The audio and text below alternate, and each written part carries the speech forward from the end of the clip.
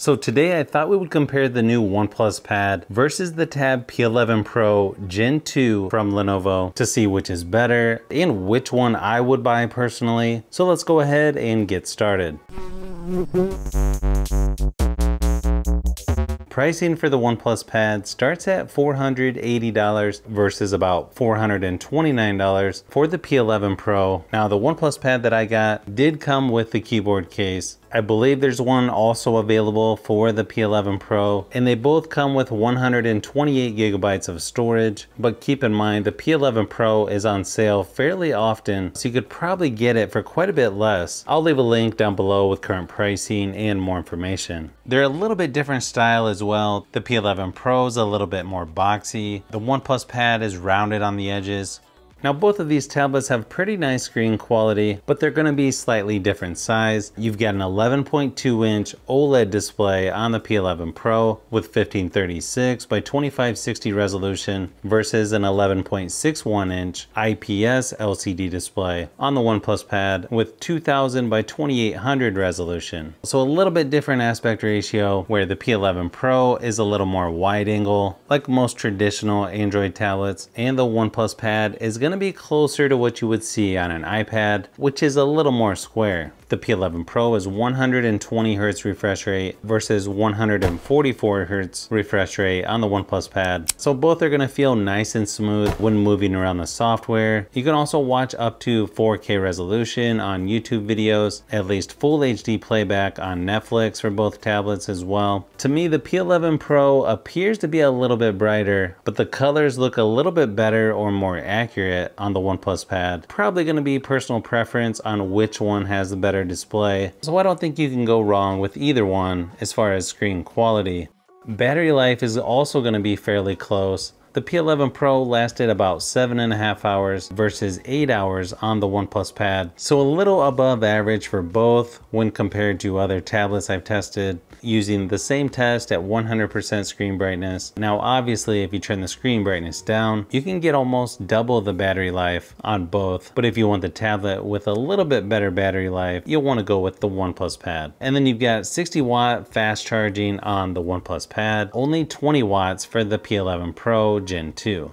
Software wise, the P11 Pro Gen 2 is on Android 12, OnePlus Pad is on Android 13, and there will be some similarities between the two, but overall things are going to look a little bit different. You've got the entertainment space left of the home screen on the P11 Pro, where on the OnePlus Pad, you've got Google Discover newsfeed left of the home screen. You've also got their smart sidebar with shortcuts there on the side, somewhat similar to what you would see on Samsung. They also have a shelf that you can bring down, which is going to be a little bit different as well if you choose to use that. You also get productivity mode on the P11 Pro, where you don't really have anything similar on the OnePlus Pad. The P11 Pro is going to work with the Precision Pen 2, but it actually works better with the Precision Pen 3 if you can find one to buy. I'm using mine from the P12 Pro. The OnePlus Pad works with their stylo, which is going to cost extra, but it's somewhat similar to the Precision Pen 3 and the Apple Pencil. They both have the hard tips where you can hear them tapping on the screen when you're using them, so definitely a nice feature to have regardless of which tablet you go with. You can charge right on the side for the OnePlus Pad, you charge on the back for Lenovo. Again, it may come down to personal preference on which you think has the better software, but one advantage you're going to get with OnePlus is you get 4 years of software updates versus only 2 for the P11 Pro. Performance wise, again, these two are really close. As you can see by the Geekbench scores on single and multi-core scores, the OnePlus Pad is quite a bit better though on compute scores. You've got a MediaTek Companion 1300T processor in the P11 Pro, and then a MediaTek Dimensity 9000 in the OnePlus Pad. You're going to get 8 gigabytes of RAM in the OnePlus Pad, where the P11 Pro has 6. And then sort of the same thing with gaming. Both play games like PUBG Mobile and Asphalt 9 fairly smooth, and these aren't necessarily going to be flagship performance when it comes to gaming. I feel like most people are going to enjoy gaming on either, but it may depend on which games that you're playing, but the OnePlus Pad might have the slight advantage on having better performance and maybe slightly better gaming. And then not a huge surprise here, but you don't get a headphone jack on either tablet. But good thing is you've got 2 speakers on each side with Dolby Atmos. Pretty close on which one is louder. Here's a quick sample of each, just to see which one you think sounds better. And tell me what's wrong and why you never said you felt that way. Guess you're trying to stay strong and fake a smile until I look away. Guess you're trying to stay strong and fake a smile until I look away. But I've known you too long, it hurts to watch your blue eyes fade to gray as you fade away.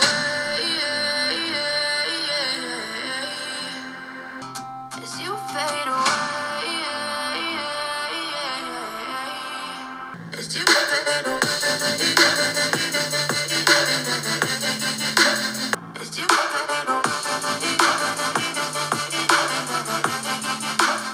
As far as cameras go on these two, I feel like they're pretty decent options when it comes to tablets. The OnePlus Pad does do things a little bit odd or weird to me when it comes to the front-facing camera, how it puts a circle around you. But you're going to get a 13 megapixel lens on the back of both tablets and an 8 megapixel front facing for both tablets. As far as video recording goes, you can go up to 4K resolution at 30 frames per second. And depending on what's important to you may determine which is the better tablet. But these two were actually a lot closer than I was expecting. If you're wanting a nice tablet and you're wanting to save money, these two are pretty good options in my opinion. But hopefully this video gave you a little closer look at these two tablets by Lenovo and OnePlus. I've got more tablet and phone comparisons I'm working on, so you'll definitely want to look out for those upcoming videos.